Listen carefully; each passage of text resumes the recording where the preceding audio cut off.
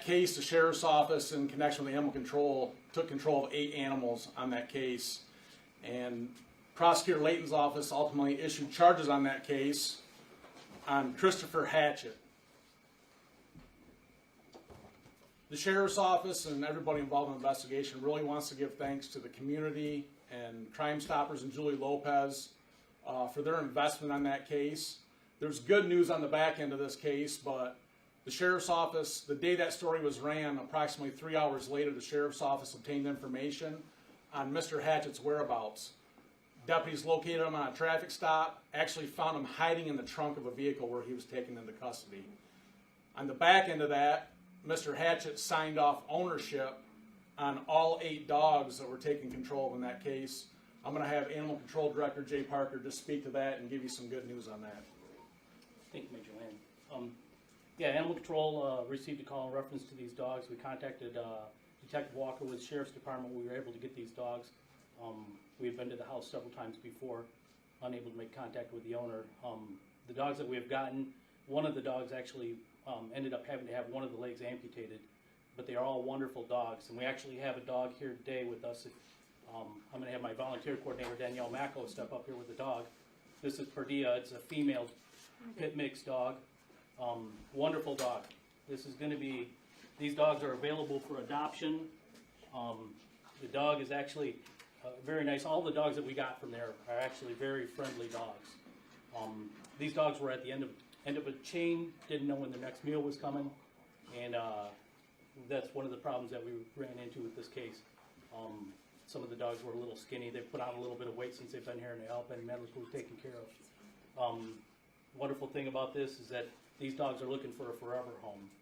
And my volunteer coordinator step up here and talk to you, Danielle Macco, in reference to adoptions and also volunteers. Absolutely. So we need volunteer help to work with dogs like Perdita and her siblings. Currently, Perdita and 6 of her siblings are still available for adoption, so we need your help as well. We need to get them into forever homes as soon as possible so that they can continue that work. We do have an adoption event coming up March 19th from 10 to 2 p.m. You don't need an appointment. Bring your family, bring your friends, come on up here and you can meet Perdita. Hopefully she's not available at that time. We have a lot of dogs available and they need our help still. One thing I want to say about the adoption of the dogs, with these animals that are here, they're never truly rescued until they're out of the shelter, so we're looking for forever homes for these animals. So, thank you. Yeah. Thanks, Jay. Always great stories when you guys are involved, getting these animals homes where they can be taken care of. Appreciate you guys. Going to cover a ghost case now, investigated by the Sheriff's Office in the past month here. So ghost operators from the Sheriff's Office, we've trained across the state with law enforcement, in particular sheriffs. But there's an agency down south of Detroit, Monroe County, Sheriff Troy Goodenough. He has formed his own team down there. It's called Viper. Team members of Viper will stand shoulder to shoulder with our ghost operators and our ghost operators with them. Viper stands for Violent Internet Predator Exploitation Response Team. And I can just say that they're down there crushing evil, making good proactive cases against people that are harming young children. So the ghost team got a call from Viper back in January of a case they had where they had a female juvenile teenage victim that they had got called to a hotel where this victim was she was a victim of a sexual assault at a hotel. And that victim actually lives in Genesee County. So Viper reached out to the ghost team. The ghost team went out and made contact, got information from this victim, where she was able to give information on a suspect here in Genesee County that was part of grooming her and may have even taken her down to Monroe County. This individual that we obtained information on is Douglas Allen Heckel. He's a 63-year-old resident in Genesee County. Information from our victim came across that she was being groomed by Mr. Heckel. He was showing her how to make dates on social media, on Facebook, telling her how to act, and ultimately taking her and driving her to dates where she would have sexual relations with adult men, and he was helping her get money from that. The Sheriff's Office ultimately arrested Mr. Heckel, and Prosecutor Layton's office charged Mr. Heckel with 12 felonies, 3 of those being life felonies. And there's still some of that case that's under investigation, so I don't want to give too much more out on that. but we just want to give thanks to the Viper team. It just shows that these predators, they're not confined to city, township, county lines.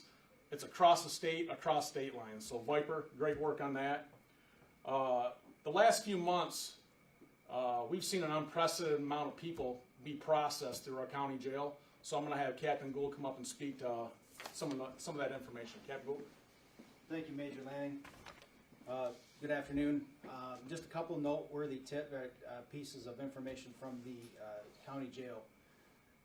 Most significantly, recently we've overcome overcrowding emergency. Back on January 7th, the sheriff declared an overcrowding emergency as our count was over 580 people in bed for 10 consecutive days. That lasted until February 19th, last Saturday, when we were able to actually break the count down to 555 as per the resolution.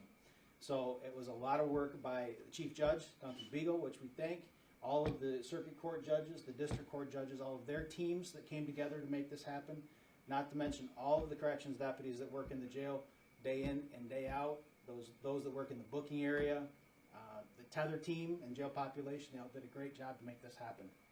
So after 53 days of being overcrowded consecutively, that's done. We're back to normal operations. Also from the jail, Ignite keeps marching on. It's doing amazing transformations in a lot of people's lives. Right now we have 400 people in the jail involved in the Ignite culture change. They've logged 144,000 contact hours since inception. That means these teaching hours are helping these people transform their lives and not go back to the same situation they were in when they came to jail. So we're very pleased about that. So, yeah. Great job, Captain. You know, that's a big deal, especially with our corrections staff. That's a tremendous amount of people processed, along with running the Ignite program. So corrections staff inside the jail, great work.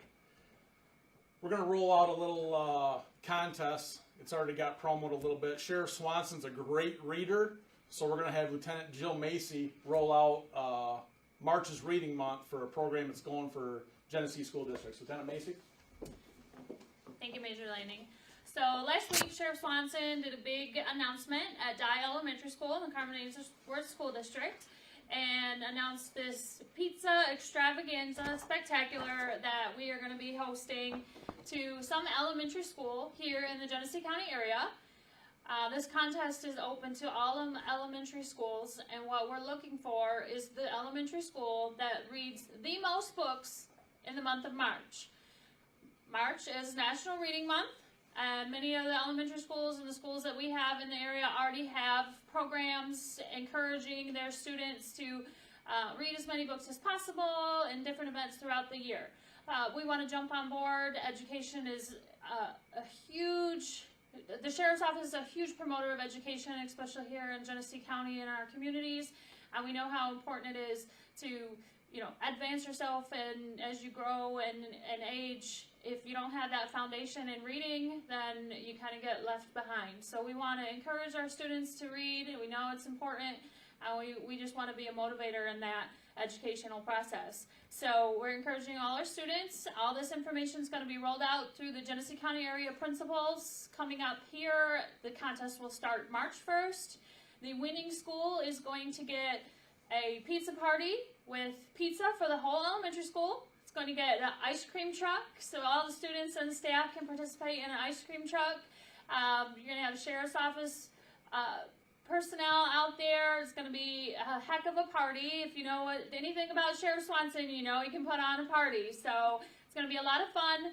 And we're also giving the principal of that school $1,000 to support their staff and encourage their staff, because we know teachers have gone through a tremendous challenge in the last couple of years with COVID, and we want to just say thank you for everything that they're doing. So, like I said, all this information is going to be rolled out to our local principals here in the next week. Contest starts March 1st, ends at the end of March, and we look forward to celebrating this day with our young students.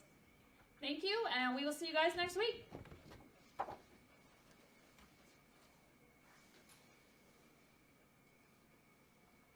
Good. Yeah. I want to grab that one more time just to give her some. And just to me right quick. Just tell me, this person on this picture is for what now? Thank you, Daniel. Just say again what he you got him arrested for. Yep, let me pull up the actual complaints here. Charged with torturing animals 3rd degree, it's a 4-year felony, and abandoning cruelty to animals, under 10 animals. It's a habitual offender, 4th offense notice, both felony warrants.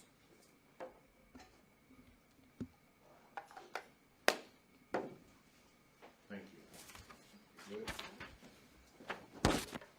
Appreciate it. Thank you. Appreciate it. Lovely that he's found on the phone.